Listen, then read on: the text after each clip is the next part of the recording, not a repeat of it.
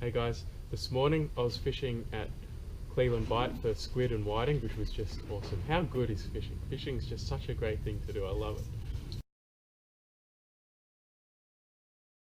Anyway, I've been getting lots of questions about how to catch kingfish at Portland, and I'm not fishing between now and then, so I'm just rigging up for Portland now, and I thought I'd make a quick video just on the gear I've been using and what's been working for me. So in my mind there's sort of two main ways to target them. You can use bait or you can use lures. I think I caught two last trip on live squid, which was fun and exciting, but the amount of time I spent catching the squid, rigging them up and deploying them and all that, I've got so many more fish on plastics that I'm just going to focus on that because it seems to be the best technique by far, for me anyway.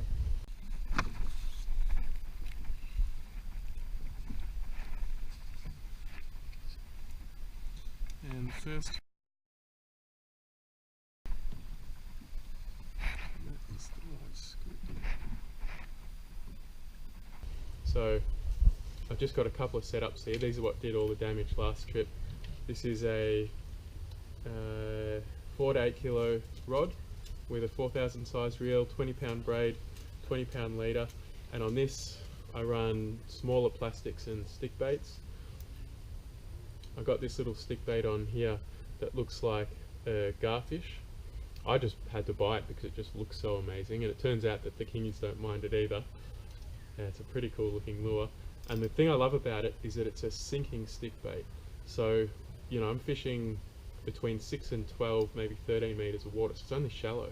So this sinking stick bait is fantastic. You just rip it out, let it sink down, and then dart it erratically through the water column. So it doesn't matter where the kings are, if they're high or low, they're going to see it, they're going to come up, and they're just going to smash it. So I recommend some sort of sinking stick bait, and you can also keep them high, work them on the surface. Here's another couple that were working. This is a Trulanoia, something like that. Pretty simple stick bait. And this was another one that was doing well. This is a little bungee cast. Just sort of natural light colours. And the other thing that I fish on this rod is small plastics like this eco gear. Just trawling this, and again working it through the water column seemed to work really well. The white lighter colours seem to do the trick.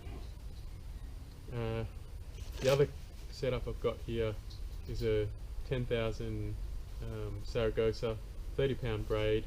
It's a 6 to 10 kilo rod, and I just run 30 pound leader from the braid straight to the jig head. Now I'm using bigger plastics for this. I've got big jig heads. This is the one I mainly use. It's about, I think it's 3/4 of an ounce, big 7/0 hook. Probably a bit of an overkill, but the kings don't mind, they smash it. And I've been using, I don't actually have any here because I need to get a few more before next trip, but they were 8-inch and 10-inch plastics.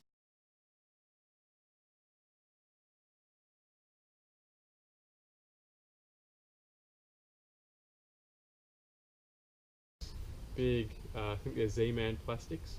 I prefer them over the Z-Man plastics, the tough ones, over say the Sluggos or something, because the Sluggos, they work, but they get destroyed pretty quick. Like one fish and that might be it. And you're going to run into Cuda and pike and things like that. The Z-Man ones seem to be really tough.